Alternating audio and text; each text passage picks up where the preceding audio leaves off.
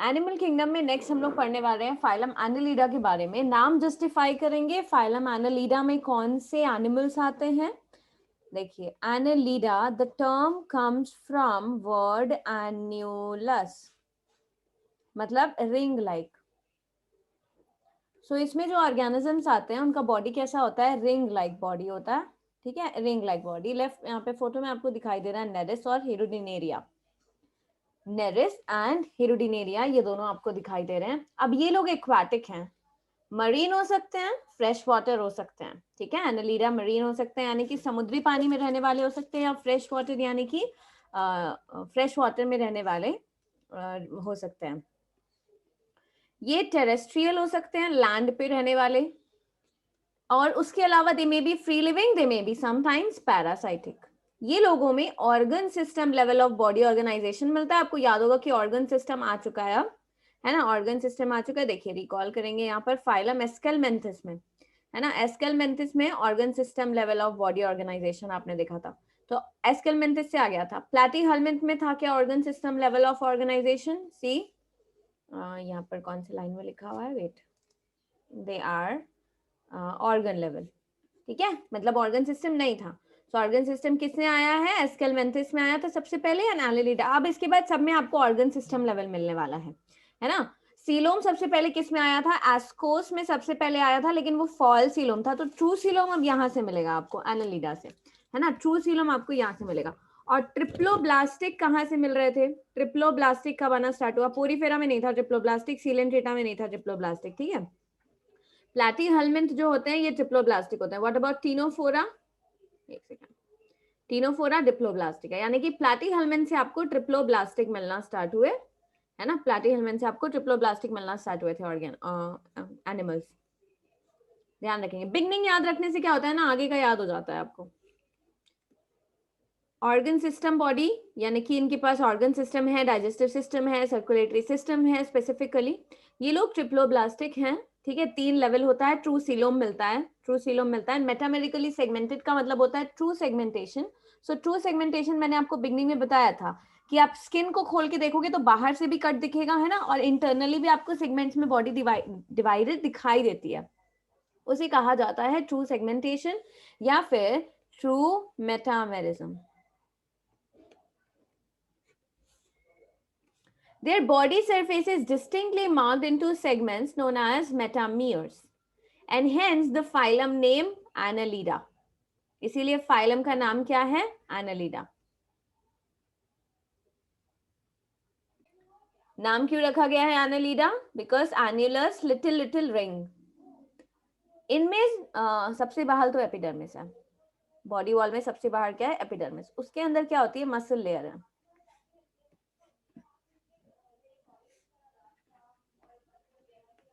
Muscle layer है। Muscle 2 प्रकार के हैं,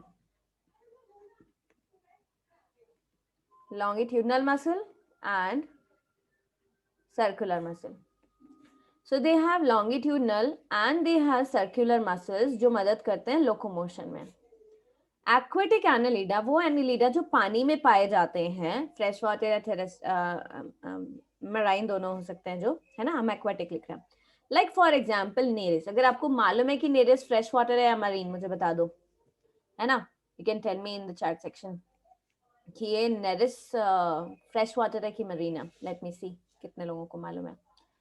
इट पोजेस लेटरल अपेंडेजेस। इसमें क्या होता है, लेटरल, लेटरल मतलब साइड पे। आपको मैंने बॉडी के बारे में बताया हुआ है, if you have miss that तो आई विल रिपीट, है ना, आई विल रिपीट कि जैसे I am standing right now like this, if you can see from for the video, सामने वाला जो हिस्सा है उस पार्ट को हम वेंट्रल कहेंगे, उस पार्ट को हम क्या कहेंगे, वेंट्रल कहेंगे। ये कैसे डिसाइड होता है, see, it is decided like this. If this is a fish, हम फिश की बॉडी से समझने की कोशिश करते हैं। सो फिश जब मूव करती है तो उसका जो हिस्सा पानी यानी कि नीचे लैंड के संपर्क में आता है वो वाला साइड हो जाता है वेंट्रल, और ऊपर वाला साइड हो जाता है डॉर्सल। उस हिसाब से मैं ह्यूमन बॉडी हूं, है ना, ह्यूमन बॉडी हूं, और मैं सामने चल रही हूँ, तो जमीन की तरफ मेरा जो मूविंग साइड है वो क्या हो गया, वेंट्रल। ठीक है, सामने वाला हिस्सा मेरा क्या है, वेंट्रल, और पीछे वाला हिस्सा क्या है, डॉर्सल।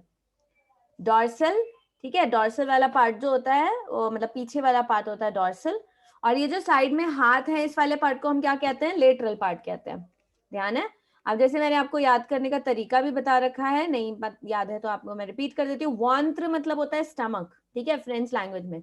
सो ये क्योंकि वेंट्रल फ्रेंच से नहीं आया है, बट मुझे फ्रेंच लैंग्वेज आती है तो मैं आपको उसके हेल्प से बता दे रही हूँ, क्योंकि मुझे मेमोराइज करने में याद हो गया है ना।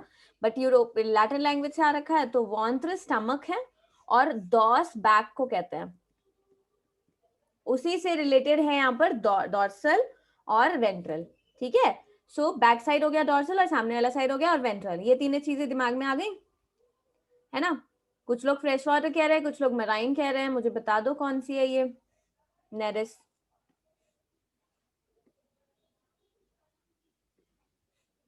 2 वर्ड्स मराइन को मिल गए, 2 वर्ड्स फ्रेश वाटर को मिल गए, ऐसे कैसे चलेगा। नेरिस जो है इसमें लेटरल अपेंडेजेस यानी साइड में अपेंडेजेस प्रेजेंट होते हैं, और वो अपेंडेजेस हैं पैरापोडिया। ठीक है, उन अपेंडेजेस को क्या कहते हैं, पैरापोडिया।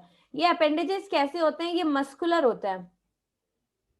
ठीक है, ये मस्कुलर होते हैं और ये मूवमेंट में मदद करते हैं। किस तरीके से मूवमेंट में मदद करते हैं, ये खुद मूव होंगे और उसके ऊपर छोटे छोटे आपको हेयरी स्ट्रक्चर्स दिखाई देंगे। ठीक है, छोटे छोटे आपको हेयरी स्ट्रक्चर्स दिखाई देंगे। मूविंग ऑन, पैरापोडिया जो है ये स्विमिंग में मदद करता है। ठीक है, it is helping in swimming. इसमें क्लोज्ड सर्कुलेटरी सिस्टम है, मतलब कि ब्लड जो है वो किस में फ्लो करता है, ब्लड वेसल्स के अंदर फ्लो करता है। ठीक है, ब्लड जो है वो किस में फ्लो करता है, ब्लड वेसल्स के अंदर फ्लो करता है।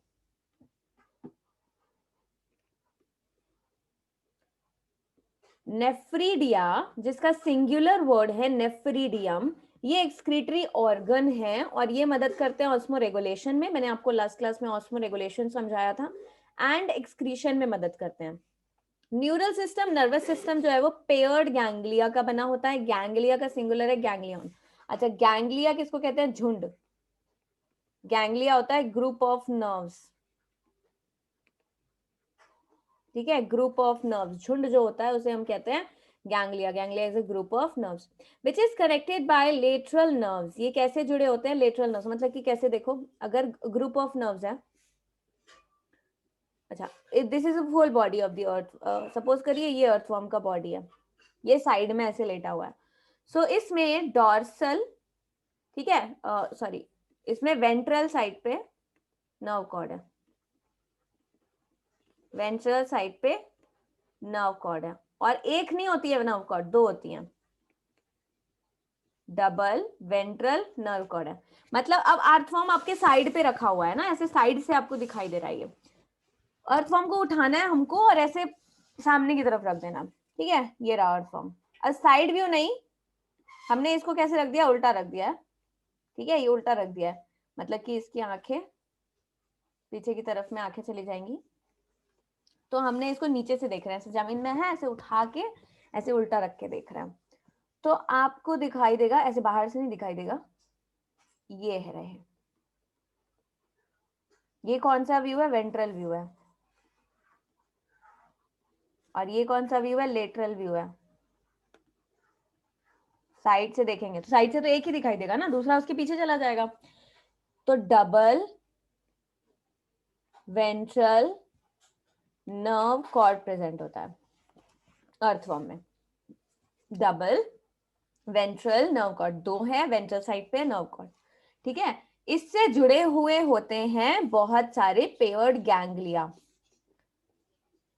ऐसे। ठीक है, बहुत सारे पेयर्ड गैंग्लिया। नर्वस सिस्टम की शुरुआत जो है एस्केलमेंथिस में थोड़ी सी हुई थी, लैडर लाइक नर्वस सिस्टम जो आपको इसके पहले मिल रहा था, प्लानेरिया में मिल रहा था, प्लाटीहेल्मिंथ में। उसके बाद धीरे धीरे क्या हो रहा है, लैडर मतलब ये नर्व रिंग्स हैं जो धीरे धीरे बढ़ती जा रही हैं। सो ऐसे पेयर्ड गैंग्लिया प्रेजेंट है और ये डबल वेंट्रल नर्व कॉर्ड से जुड़े होते हैं। मैंने थोड़े बड़े रिंग्स बनाए हैं आपको डायग्राम समझाने के लिए। न्यूरल सिस्टम में पेयर्ड गैंग्लिया प्रेजेंट होते हैं और वो लेटरल नर्व से जुड़े होते हैं, मतलब कि नर्व्स की मदद से, ऐसे देखो नर्व्स हैं बहुत सारी, ये रही, और ये नर्व्स की मदद से जुड़े रहते हैं, किससे, नर्व कॉर्ड से। ठीक है, इसको आप लिख लीजिए lateral nerves. I repeat the sentence, Neural system consists of paired ganglia, which is connected by lateral nerves to a double ventral nerve cord. Nereis एक aquatic form है, ये dioecious होता है. Dioecious और monoecious का क्या अंतर है? Dioecious के लिए वर्ड होता है यूनिसेक्सुअल और मोनोइशियस के लिए एक और वर्ड होता है बाइसेक्सुअल. टेल मी, हर्माफ्रोडाइट इसमें से किसको बोलते हैं हम? यूनिसेक्सुअल वाले को हर्माफ्रोडाइट कहते हैं कि बाइसेक्सुअल वाले को हर्माफ्रोडाइट कहते हैं? बताइए.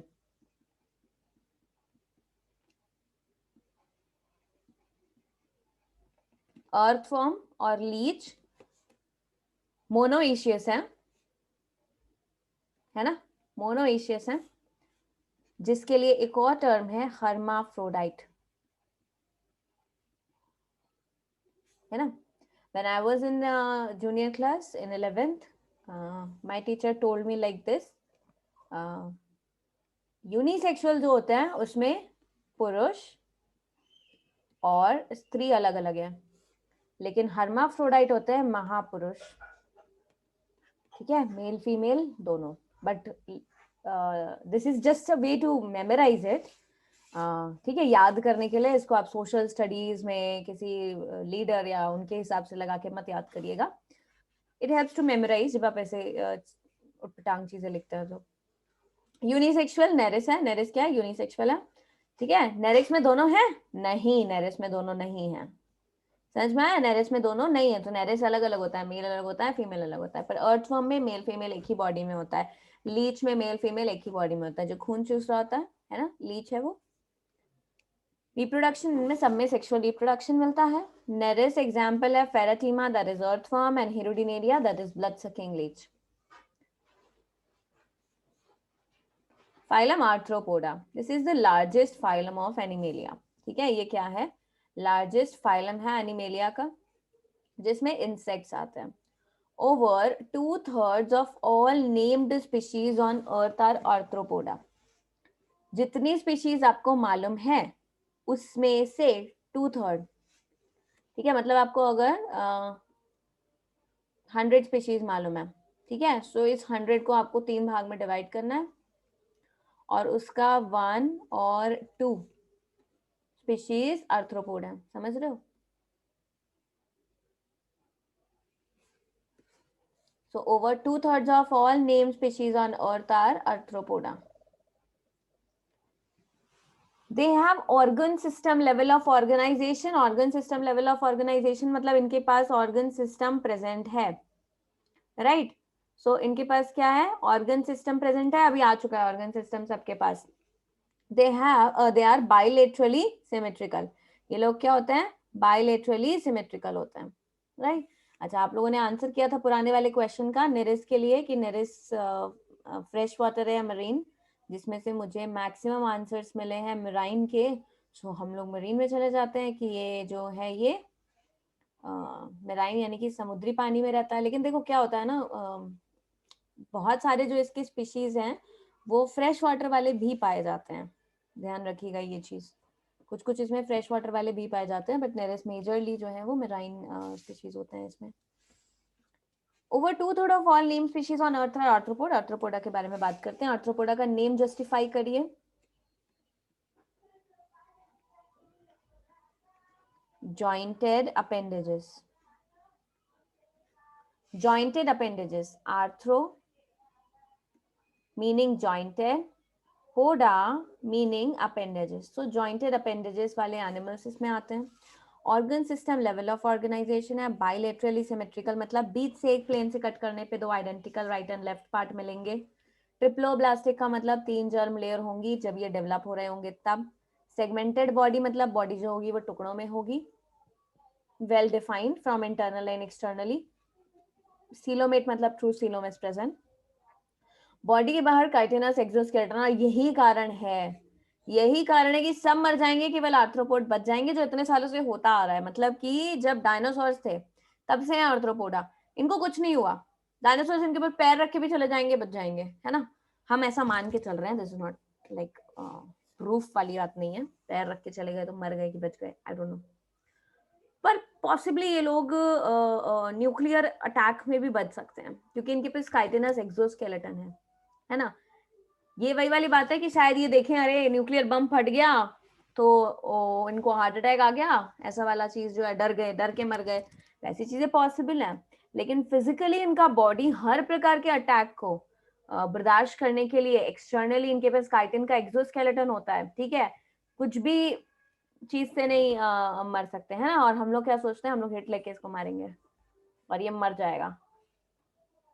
मरते तो हैं हिट लेके, आप जहर दे दे रहे हो, पॉइजन दे दे रहे हो, बट इनका एक्सोस्केलेटन जो है वो बहुत ताकतवर है। ये सब मैं इसलिए बताई इतना सब एक्स्ट्रा ताकि आपको मेमोराइज में मेमोरी में रहे कि काइटिन का बना हुआ एक्सोस्केलेटन होता है ना। काइटिन का बना हुआ एक्सोस्केलेटन होता है। मुझे पता है कई बार दिमाग में आता है कि मैम एक ही टॉपिक को बार बार क्यों रिपीट कर रही हैं, हमें तो समझ में आ गया, लेकिन ध्यान रखा करिए कि आप अकेले नहीं पढ़ रहे हैं, बहुत सारे बच्चे पढ़ रहे हैं आपके साथ में। तो एक बार बोल दिया आपको, एक बार में समझ में आ गया, बहुत अच्छी बात है। मैंने 4 बार अलग अलग तरीके से बोला, आपको 4 बार में समझ में आ गया तो भी कोई बुरी बात नहीं है, तो भी अच्छी बात है। Body consist of head, thorax and abdomen. Body जो है वो 3 हिस्सों में बटी होती है, हेड, थोरेक्स और एब्डोमेन। लेकिन कुछ इंसेक्ट या फिर कुछ आर्थ्रोपोडा आपने देखे हैं जिसमें 3 हिस्से नहीं होते, जैसे स्पाइडर, तो उसमें हेड और थोरेक्स फ्यूज हो जाता है जब, है ना, हेड और थोरेक्स फ्यूज हो जाता है तब उसे कहते हैं सिफेलोथोरेक्स। सिफेलोथोरेक्स जब फ्यूज हो जाता है, और जब अलग अलग रहता है तो डिस्टिंक्ट रहता है। इनके पास जॉइंटेड अपेंडेजेस हैं, आर्थ्रोज जॉइंट को कहते हैं, पोडा अपेंडेजेस को कहते हैं। रेस्पिरेटरी ऑर्गन अलग अलग एनिमल्स बहुत सारे मिलते हैं, उसमें आपको मिलेंगे गिल्स हैं, रेस्पिरेटरी ऑर्गन, बुक गिल्स हैं, बुक लंग्स हैं एंड ट्रैकियल सिस्टम है, ठीक है। तो अलग अलग एनिमल्स में मिलते हैं। मेजरली ट्रैकियल सिस्टम जो है रेस्पिरेटरी ऑर्गन। अच्छा, स्पाइरिकल और ट्रैकियल सिस्टम 2 टर्म्स आते हैं। ट्रैकियल सिस्टम, स्पाइरिकल का क्या मतलब है, सपोज करिए this is the body of cockroach, इसमें किनारे में जो छेद या ओपनिंग प्रेजेंट होते हैं which are like our nostrils, हमारे नाक के छेद की तरह जिसमें से हवा अंदर जाती है, तो वो छेद क्या है, वो छेद हैं स्पाइरिकल्स। और वो छेद अंदर जाते हैं, फिर ऐसे पूरा नेटवर्क ऑफ ट्यूब्स में डिस्ट्रीब्यूट हो जाते हैं ऐसे अंदर जाके। So that all is tracheal system, all of it is tracheal system. So यहाँ पर स्पाइरिकल्स हैं ओपनिंग जिसमें से एयर अंदर एंटर करती है, and then tracheal system is there जो पूरा का पूरा नेटवर्क अंदर जाली बनी हुई है जिसमें हवा जाती है और टिश्यू से एक्सचेंज हो जाती है।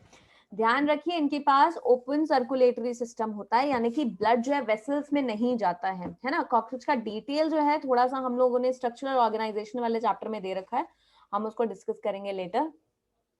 सेंसरी ऑर्गन्स होते हैं, जैसे इनके पास एंटेना है ना, जो ट्रैक करता है आजू बाजू का मूवमेंट।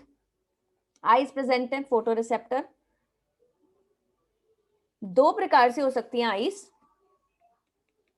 आईज जो है इनकी सिंपल आईज हो सकती हैं या फिर कंपाउंड आईज हो सकती हैं, ठीक है। कंपाउंड आईज हो सकती है, जब कंपाउंड आईज होती हैं तो वो छोटे छोटे यूनिट से मिलकर बनी होती हैं, उन छोटे छोटे यूनिट्स को ओमाटीरिया कहते हैं। स्टैटोसिस्ट प्रेजेंट होते हैं, स्टैटोसिस्ट को प्यार से बैलेंसिंग ऑर्गन कहते हैं, है ना। इसलिए एक कॉकरोच दूसरे कॉकरोच से टकराता नहीं है, भले आप किचन में जाके लाइट ऑन करोगे सब एक साथ भाग जाएंगे, है ना। बेचारे वहां पर खड़े होके किसी का पार्टी प्लान कर रहे होंगे, सरप्राइज पार्टी प्लान कर रहे होंगे, किसी का वेट कर रहे होंगे, पर आपको थोड़ी चिंता है, आप तो अपने बारे में सोचते हो। आप चले गए किचन में रात में आधी रात उठ के खाना ढूंढने के लिए, है ना। वो उनके अपने फ्रेंड के लिए सरप्राइज पार्टी प्लान कर रहे थे, फ्रेंड आता सरप्राइज चिल्लाते, लेकिन आपने पहले ही भगा दिया उनको, तो वो सारे के सारे भाग गए पर टकराएंगे नहीं। क्यों नहीं टकराएंगे, क्योंकि बैलेंसिंग ऑर्गन स्टैटोसिस्ट प्रेजेंट होता है। Excretion takes place through Malpighian tubule, excretion के लिए मालपिगियन ट्यूब्यूल प्रेजेंट है मेजरली। कुछ और भी एक्सक्रीटरी ऑर्गन्स होते हैं, जैसे कि you can tell me some examples if you know. They are mostly dioecious, ये लोग मोस्टली क्या है, डायोशियस। डायोशियस का मैंने आपको बताया था अभी थोड़ी देर पहले, that is unisexual, male and female in different body. Fertilisation usually इनमें कैसा होता है, इंटरनल होता है ना, इंटरनल फर्टिलाइजेशन है, ठीक है, इंटरनल फर्टिलाइजेशन है। मोस्टली दे आर ओविपारस, ओविपारस मतलब एग लेइंग।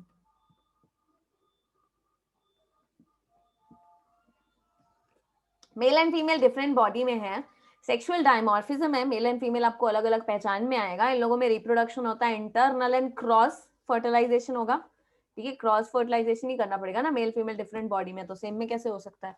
और एक इंटरेस्टिंग चीज बता रही हूँ अर्थवॉर्म के बारे में, अर्थवॉर्म में भले ही मेल फीमेल सेम बॉडी में, लेकिन सेल्फ फर्टिलाइजेशन नहीं होता, उनमें भी क्रॉस फर्टिलाइजेशन मिलता है। क्रॉस फर्टिलाइजेशन का मतलब एक male of one worm fertilise करता है फीमेल ऑफ दूसरी वर्म को। स्ट्रक्चरल ऑर्गेनाइजेशन में डिटेल में दिया है, प्रोसेस अभी नहीं बताऊंगी मैं।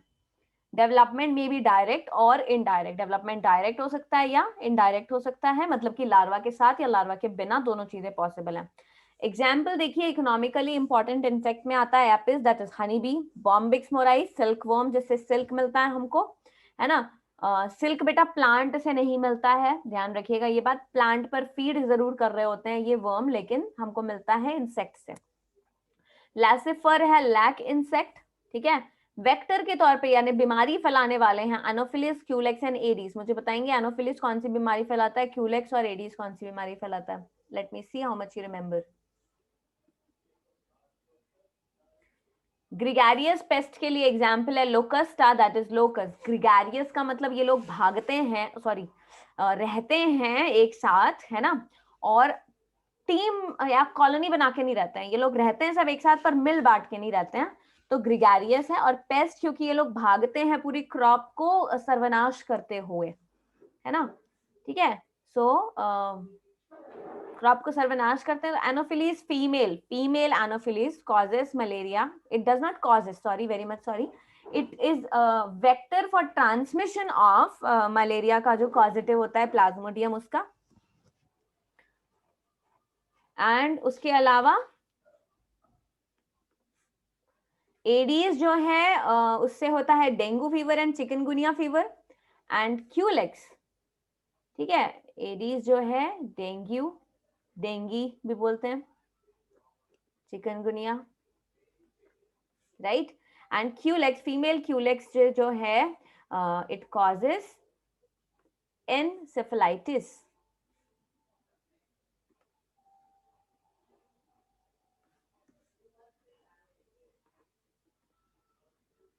एनसेफेलाइटिस, जापानीज एनसेफेलाइटिस के लिए ये कैरियर या वेक्टर की तरह काम करते हैं। लिविंग फॉसिल का एग्जांपल है लिम्यूलस या फिर किंग क्रैब। लिविंग फॉसिल मतलब फॉसिल, हम लोग अभी तक ये जानते हैं कि जमीन में गड़ गया और सालों साल सालों साल सालों साल सालों साल वो बदल गया, बस बदल के वो फ्यूल बनता है बेटा, फॉसिल फ्यूल अलग होता है। फॉसिल का मतलब होता है जिसमें कोई बदलाव नहीं आ रहा है, बहुत साल हो गए हैं उसमें कोई चेंज ही नहीं आया, ये वैसा का वैसा ही है, तो वो उसे हम क्या कहेंगे, फॉसिल, ठीक है, कोई चेंज नहीं आया, डिकम्पोजिशन और कुछ नया नहीं आ रहा है basically, so that is fossil. और लिविंग फॉसिल ये जिंदा है, जमीन के अंदर गढ़ा नहीं है, मरा नहीं है, but no changes have occurred in the past years. Phylum Mollusca. Mollusca second largest animal phylum है, मतलब इसमें जो आपको एनिमल्स मिलते हैं, ठीक है, इसमें जो आपको animals, sorry, arthropoda is the first largest and Mollusca is the second largest animal phylum.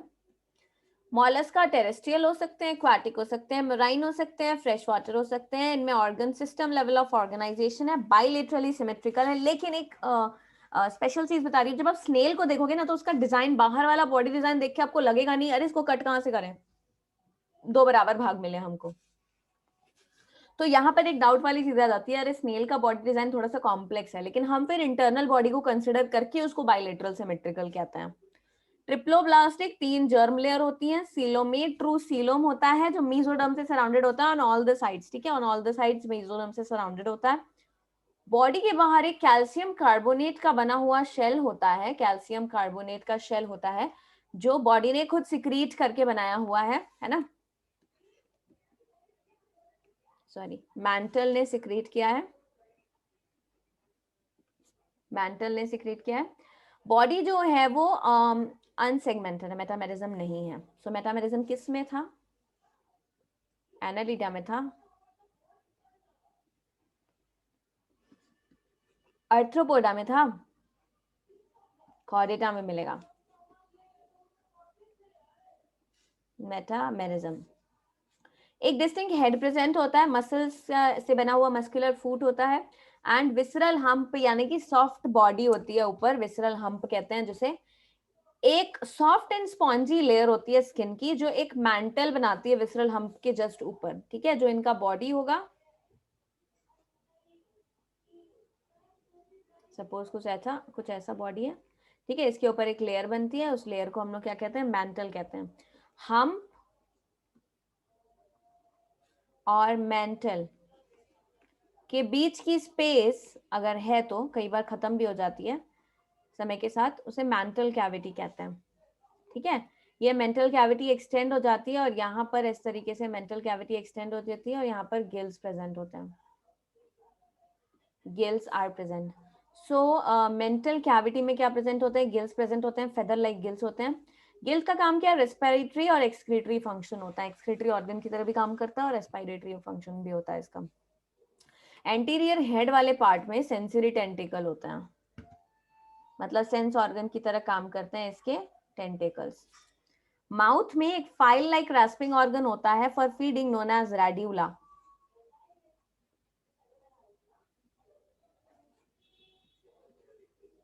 कुछ इस तरीके से दिखाई देता है ये file like rasping organ. Rasping organ मतलब कि खुरचने वाला, ठीक है, खुरच खुरच के खाते हैं ये सरफेस से, so that is respiring organ.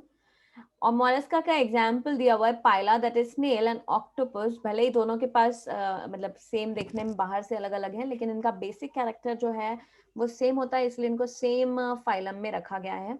Usually dioecious, male female अलग होंगे, ओविपेरस यानी कि एग लेइंग। इनडायरेक्ट डेवलपमेंट का मतलब बीच में लार्वा आएगा।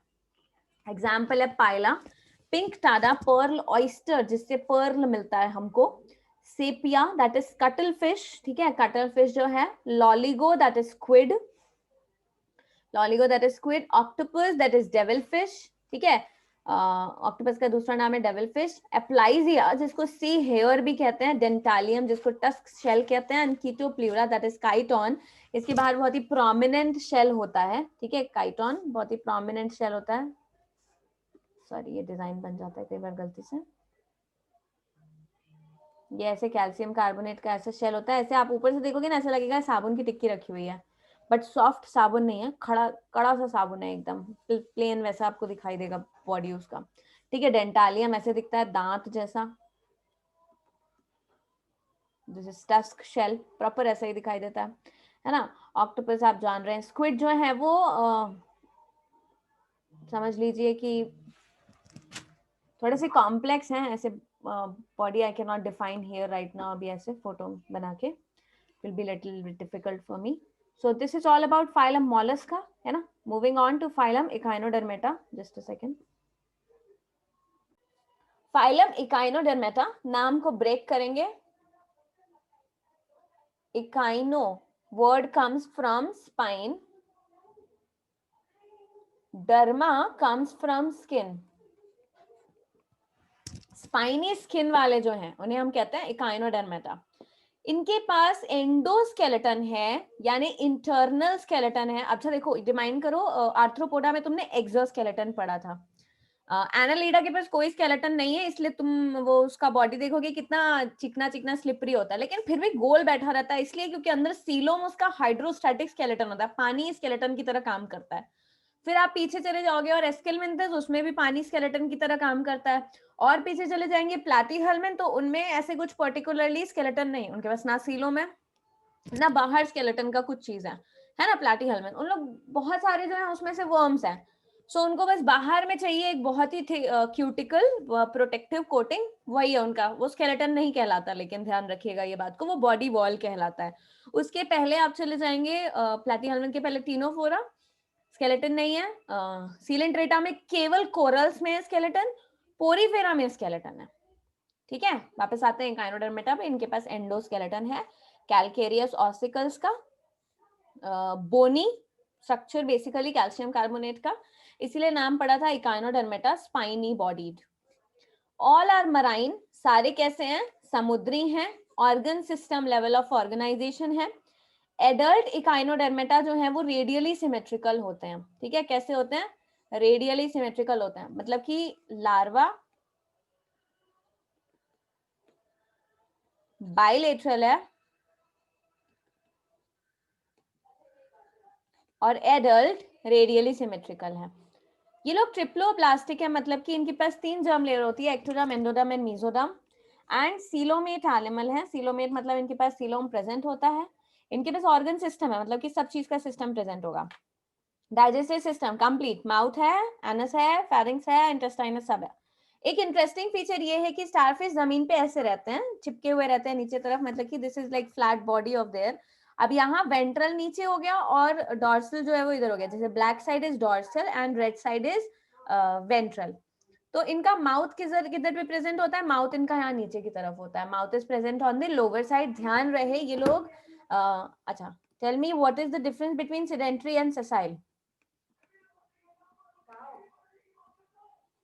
सीडेंटरी और सेसाइल में क्या अंतर है, और इकाइनोडर्मेटा सीडेंटरी है या सेसाइल है? प्लांट जो होते हैं वो होते हैं सेसाइल, जमीन से चिपके हुए, और सीडेंटरी मतलब आलसी, कहीं नहीं जाएंगे। सो स्टारफिशेस जो हैं, इकाइनोडर्मेटा जो है, इन लोग कैसे आलसी हैं, दीज आर ऑल सीडेंटरी। इन लोगों को कहीं चल के नहीं जाना है मोस्टली, बट खाना खाना है तो हिल जाएंगे थोड़ा सा इधर उधर, यहाँ पकड़ के खा लेंगे। तो लोअर साइड पे इनके पास माउथ प्रेजेंट होता है, और एनस जो है वो अपर साइड पे, डॉर्सल साइड पे होता है। ठीक है, सो सीडेंटरी आलसी होते हैं, है ना, आप लोगों सारे के सारे सीडेंटरी। सो डाइजेस्टिव सिस्टम है इनके पास complete, mouth on the lower side and anus on the upper side. Most distinctive feature of Echinodermata is the presence of water vascular system. Most distinctive feature यानी कि एकदम distinctive feature जो होता है Echinodermata का, वो होता है water vascular system, जो special feature है इनका, जो इनमें पाया जाता है। अब ये special feature क्या है, जैसे ये body है इनकी like this, ठीक है, कुछ ऐसी body है, sorry,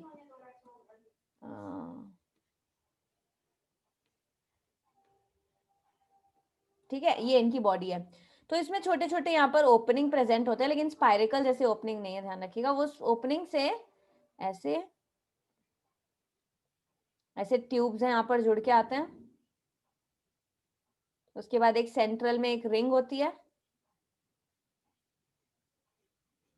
वाटर का सर्कुलेशन होता है पूरे इस वाटर वैस्कुलर, वैस्कुलर वर्ड जो होता है वो ब्लड के रिप्लेसमेंट में आप बोल रहे हो ना, कि अरे कनेक्टिंग फ्लूइड है, सर्कुलेटिंग फ्लूइड है, एक पूरा वाटर वैस्कुलर सिस्टम है। तो ये क्या मदद करता है, मूवमेंट, लोकोमोशन में मदद करता है, पानी उसमें से बाहर आके अंदर जाके उसको मूव करने के लिए केपेबल बनाता है, कैप्चर, खाना पकड़ने में, और ट्रांसपोर्ट ऑफ फूड में, और रेस्पिरेशन यानी कि सांस लेने में मदद करता है। इनके पास एक एक्सक्रीटरी सिस्टम जो होता है वो एब्सेंट होता है, ठीक है, इनके पास एक्सक्रीटरी सिस्टम एब्सेंट है, प्रॉपर एक्सक्रीटरी सिस्टम नहीं। इतने पिछड़े हुए हैं फिर भी सबसे हाईएस्ट ग्रेड ऑफ ऑर्गेनाइजेशन में आते हैं इकाइनोडर्मेटा। क्यों, ये मैं आपको बताऊंगी कॉर्डेटा पढ़ते समय।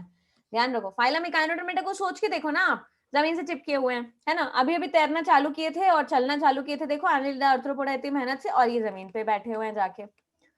सब लोग अभी अभी बायोलिटरली सिमेट्रिकल आए थे, ये लार्वल लार्वा में बायोलिटरल है, और एडल्ट का रेडियल सिमेट्री है।